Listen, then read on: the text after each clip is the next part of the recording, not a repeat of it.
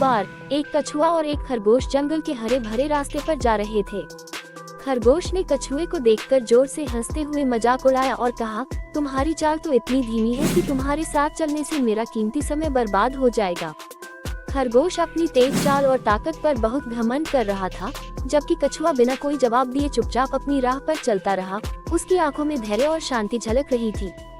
थोड़ी दूर जाने के बाद खरगोश अचानक एक कांटे भरी झाड़ी में फंस गया। उसके पैरों में गहरे कांटे चुभ गए और वह दर्द से कराहते हुए चिल्लाने लगा। मदद के लिए पुकारते हुए उसकी आवाज में घबराहट और निराशा साफ सुनाई दे रही थी, लेकिन चारों तरफ सन्नाटा था। उसकी तेज चाल और घमंड अब बेकार लगने लगे। अकेलेपन और दर्द में वह सोचने लगा, अब मैं क्या करूँगा। थोड़ी देर बाद कछुआ धीरे धीरे वहाँ पहुँचा। उसने खरगोश को इस हाल में देखा तो उसके दिल में दया उमड़ पड़ी। बिना किसी गुस्से या व्यंग्य के उसने निस्वार्थ भाव से उसकी मदद करना शुरू किया। कछुए ने बड़े धैर्य और सावधानी से कांटे निकाले और खरगोश को बाहर निकाल दिया। खरगोश की आंखों में शर्म और राहत का मिश्रण था।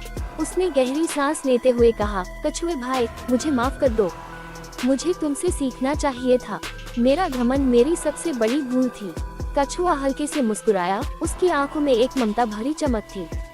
उसने नर्म स्वर में कहा, हमेशा विनम्र और सहनशील रहो। घमंड हमें सिर्फ मुसीबतों में डालता है, लेकिन दया और धैर्य हर मुश्किल का हल है। शिक्षा, सहनशीलता और विनम्रता से हर कठिनाई को दूर किया जा सकता है। घमंड न केवल हमें कमजोर बनाता है, बल्कि हमें दूसरों की मदद से दूर कर देता है।